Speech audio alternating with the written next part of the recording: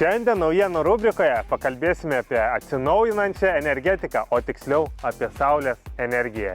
Tad įdomybės ir naujienos apie tai einam ir išsiaiškinsim.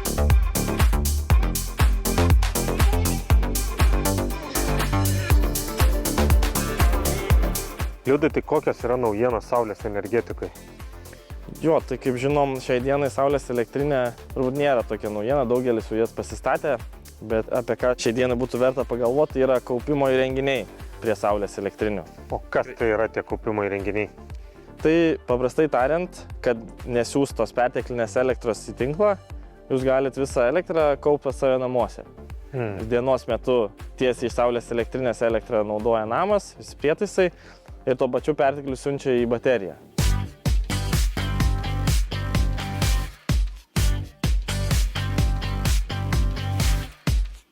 Tai va, galim čia prieiti, turim porą pavyzdžių baterijų. Abidvi jos yra ličio geležies fosfato baterijos, bet skirtumas pagrindinis yra tarp jų, kad viena baterija va šita yra žemos įtampos, šita yra aukštos įtampos. Tai pagrindiniai skirtumai tarp jų yra tokie, kad šita va, aukštos įtampos sistema mes ją galim skaidyti, jinai yra modulinė. Čia būtent Tai matom... čia, ne modulį, va čia. Jo, kiekvienas blokas yra po 3,5 kWh ir mes galim judėti iki 21. Liudai, įsivaizduokim, kad dingo elektra iš tinklo, nebegaunam, tai kiek laiko galėtų žmonės išgyventi su šitom baterijom? Aišku, viskas priklauso nuo poreikio, nuo suvartojimo, bet jeigu dingsta elektra tinkluose vasaros metu, kai saulė šviečia, tai ta baterija jinai bus nuolat pildoma. Ir namas bus nuolat maitinamas iš saulės ir baterija nuolat užpildoma, tai jeigu saulė šviečia, žinot, galima ištempti ir porą mėnesių čia be tos elektros. Aišku, žiemos metu jau sunkiau, jeigu nėra saulės. Tai jeigu iš visiškai nėra saulės, tai kiek jau tada gali išgyventi? Nuo paros iki 3, taip vidutiniškai žiūrint, vidutinis namų ūkis. Liudai, čia mes matom naujausią sistemą, ar ne? Kuo jinai pranašesnė yra už tą seną sistemą? Taip, tai čia turim naujausios technologijos bateriją Enershare Active 16. Čia yra netgi šitoj mažoj dėžutėj 16 kWh baterija. Jinai netgi turi ir pašildymo funkciją, galima statyti lauke. Jinai turi, tarkim, priešgaisrinę sistemą. Irgi vat, žmonės baiminasi, kad tie baterijos nesaugu kažkurie. Tai šitas turi būtent gesinimo kamerą.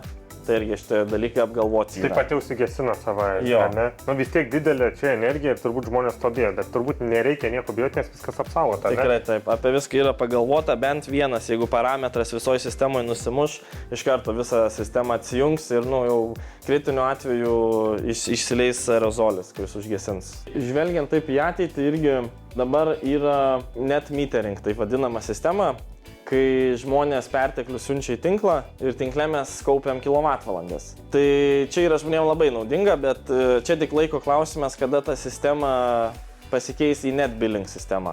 Tai reiškia grynas atsiskaitimas, kai perteklių siunčiam į tinklą, bet mes nekaupiam kilovatvalandes, o turim virtualią piniginę ir parduodam pagal tos valandos kainą tiesiai į biržą. Ir kai reikia, mes ją perkam pagal tos valandos kainą. Į biržą parduodam, tai visi saulės elektrinių šeimininkai taps biržos makleriais? Iš esmės taip. Ir dėl to turėti kaupiklį pas save namuose tada bus gerai. Liudai, jau yra kažkokių mitų susijusių su saulės energetika? Pagrindė, sakyčiau, žmonės baiminasi, kad negaus tų paramų. Bet prieš atliekant darbus visada susižymėm visas varnelės, kad tikrai žmogus atitinka paramos reikalavimus, kad jam tikrai mes užgarantuosim tą paramą. Ir irgi vienas dalykas, kurį visada akcentuojam, tai kad esminis dalykas yra įsirengti iki paramos paleidimo. Kad ramiai galėtume sutvarkyti dokumentus ir tada ramiai laukti tų paramų. Turim netgi praktikoje irgi ne vieną tokį atvejį, kai pasinaudojus paramą žmogui iš savo išlaidų jis realiai net neturėjo. O, tai visai gaunasi, kad nemokami gauna, ar ne? Dėl to, kad tą atnaujinčią energiją naudojas. Taip.